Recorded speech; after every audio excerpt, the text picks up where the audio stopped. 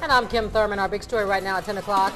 The Mobile City Council makes sweeping changes to the 2015 budget. Several amendments to the budget were approved that go against a lot of what Mayor Sandy Stimpson has been pushing for.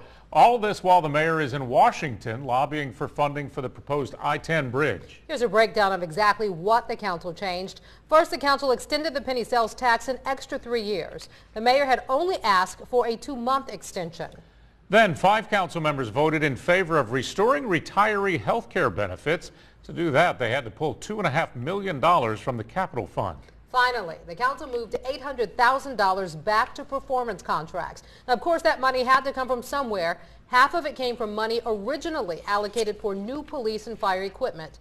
Mayor Stimpson tells us tonight he's disappointed money was taken from public safety, but his team will work to find the necessary capital to reinstate the originally proposed amount. If I were the mayor, I would not agree with all the changes that the council has made. He made his wishes known initially, and I think that we'll hear from the mayor. The mayor is not. With those amendments, the council then signed off on the 2015 budget with a 6-1 vote. Councilwoman Bess Rich was the only no vote. The mayor says he commends the council for their spirited collaboration to pass a budget. He says he and his team are reviewing the amendments and will have more of a response once they've evaluated their purpose and impact. Extending the penny tax affects everyone in Mobile. Local 15's Andrea Ramey joins us now with reaction. Hey, Andrea.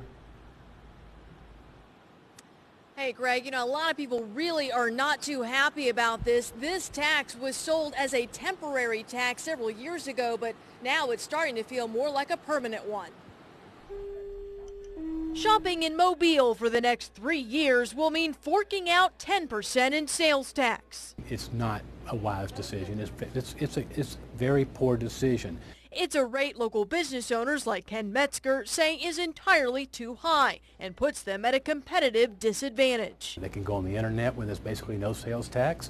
They can go to Florida or Louisiana or Mississippi where the tax is substantially lower and buy the same item. So it simply sends people elsewhere. Though it's not the news people wanted to hear, many can't say they're surprised by it. Once a tax goes on, they never take it off. City leaders today called keeping the penny tax a necessary move. The simple fact of the matter is that we cannot live right now at this point in time and in the foreseeable future without that $32 million in revenue each year. Mayor Sandy Stimpson, who's out of town in D.C., uploaded his comment onto YouTube tonight. I am disappointed about the penny sales tax being extended to the length of time that it has. Stimpson also says the city cannot sustain one of the highest sales tax rates in the state and country.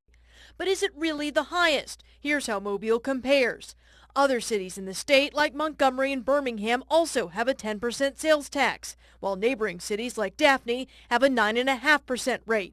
If you shop at the Eastern Shore Center, you pay 9%, and at the Spanish Fort Town Center, you pay 10.95%. Nobody likes more tax. Just don't raise them anymore. Now, Council member Bess Rich was the only council member today who voted against extending the penny sales tax. Reporting live in downtown Mobile tonight, Andrea Ramey, Local 15 News. Andrea, thanks. So what's next for the 2000?